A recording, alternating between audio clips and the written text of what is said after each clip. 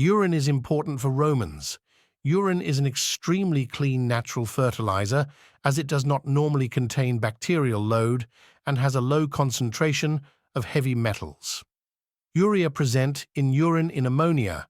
The Roman poet Catullus, 54 BC, certainly knew the whitening power of urine that he used on his teeth.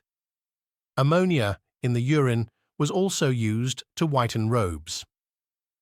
Urine also contains nitrogen and phosphorus, both of which are useful for growing plants. And Columella, a Roman writer expert in agriculture 1st century AD, as reported in an article by Focus, tells how pee was particularly useful for the cultivation of pomegranates, to the point of making them juicier and tastier. In Roman times, urine was so precious that it was collected from public urinals and then sold. Also, as mentioned to work the skins, a long soak in the urine seems to help remove the hair from the skin, which was then passed in animal feces so that the bacteria softened it, making it more valuable. Ottoman aid to Ireland. When the potato famine struck Ireland, the Ottomans came to the aid of the Irish, better than the British.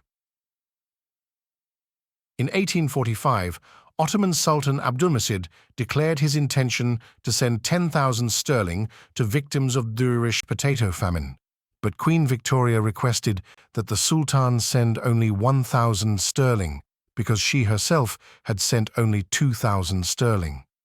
The Sultan sent 1,000 sterling along with 5 ships full of food.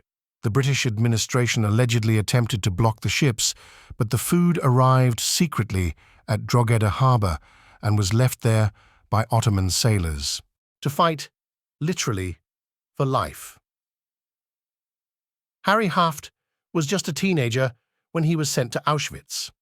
Once he arrived, the Nazi guards found out that he had some boxing experience, so they ordered him to fight his fellow prisoners in harrowing boxing matches where the loser would be executed.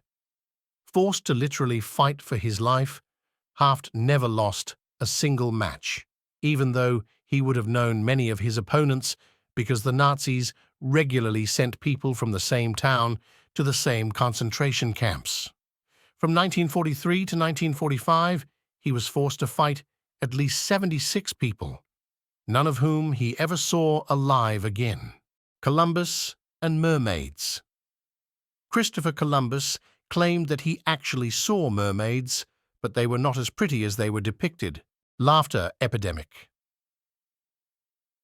The Tanganyika laughter epidemic of 1962 was an outbreak of mass hysteria, or mass psychogenic illness, rumored to have occurred in or near the village of Kashasha on the western coast of Lake Victoria in Tanganyika.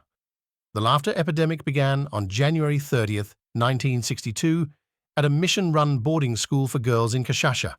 It started with 3 girls and spread throughout the school, affecting 95 of the 159 pupils aged 12-18.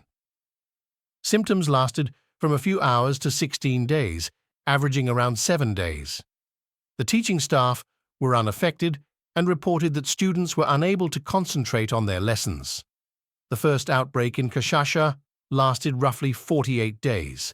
The school was forced to close for 2 months. A second phase of the outbreak affected an additional 57 pupils. The all-girl boarding school reclosed at the end of June. The phenomenon died off 18 months after it started. All areas affected were within a 100-mile radius of Bukoba. In all, 14 schools were shut down and 1,000 people were affected. The Holodomor, also known as the Ukrainian famine. Holodomor was a man-made famine genocide in Soviet Ukraine from 1932 to 1933 that killed millions of Ukrainians. Orchestrated by Joseph Stalin's regime as part of his aggressive collectivization policies, Holodomor aimed to crush Ukrainian nationalism and resistance to Soviet rule. The famine was deliberately induced through forced collectivization, grain requisition quotas, and harsh policies that targeted Ukrainian farmers and peasants. A joint statement to the United Nations signed by 25 countries in 2003 declared that 7 to 10 Millions of Ukrainians died as a result of starvation, disease, and government-inflicted violence during this period. Many survivors told of neighbors who had killed and eaten their own children. The police also documented thousands of cases of children being kidnapped, killed, and eaten. Project Habakkuk. Project Habakkuk, or Habakkuk, was a plan by the British during the Second World War to construct an aircraft carrier out of pykrete, a mixture of wood pulp and ice, for use against German U-boats in the mid-Atlantic, which were beyond the flight range of land-based planes at that time. The problem was that steel and aluminum were in short supply and were required for other purposes. Geoffrey Pike, who worked for Combined Operations Headquarters, decided that the answer was ice, which could be manufactured for just 1% of the energy needed to make an equivalent mass of steel. The plan was to create what would have been the largest ship ever at 600 meters long, which would have been much bigger than even USS Enterprise, the largest naval vessel ever at 342 meters long. After promising scale tests and the creation of a prototype on Patricia Lake, Jasper National Park in Alberta, Canada, the project was shelved due to rising costs, added requirements, and the availability of longer-range aircraft. How Roman Empire did feed soldiers. Wheat and barley were the primary food sources. Meat and vegetables were also provided, but very rare.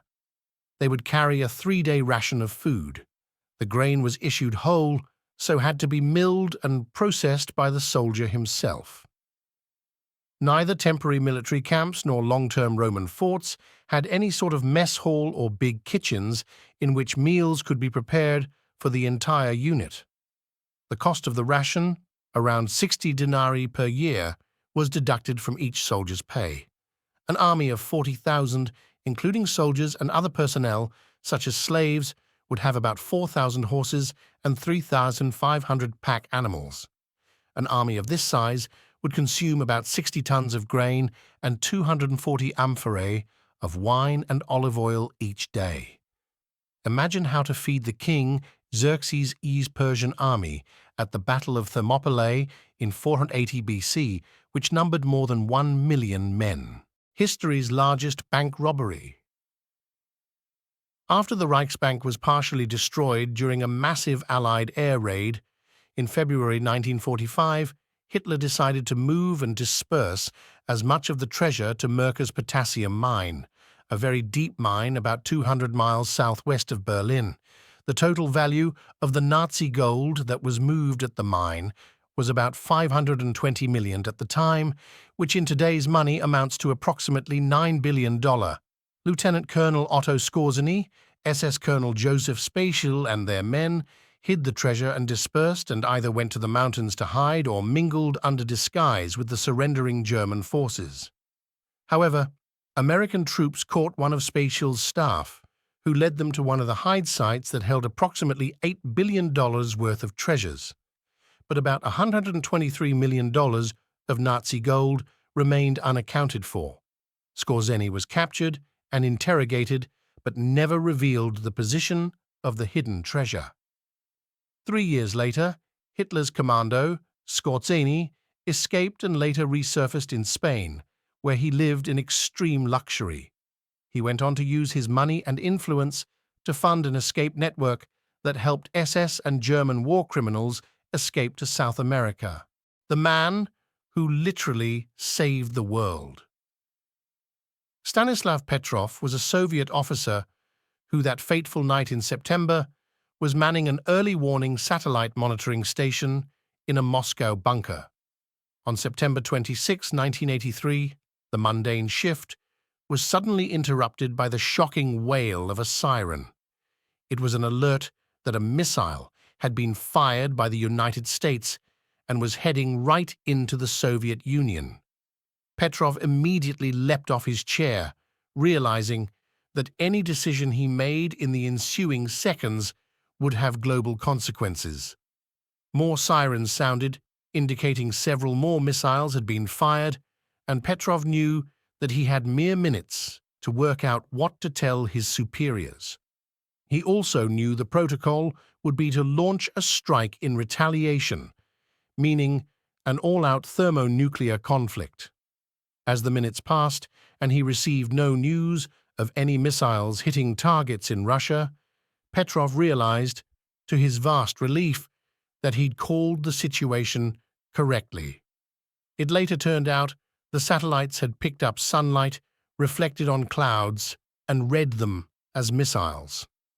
After leaving the military in 1984, Petrov was hired at the same research institute that had developed the Soviet Union's early warning system. He later retired with $200 pension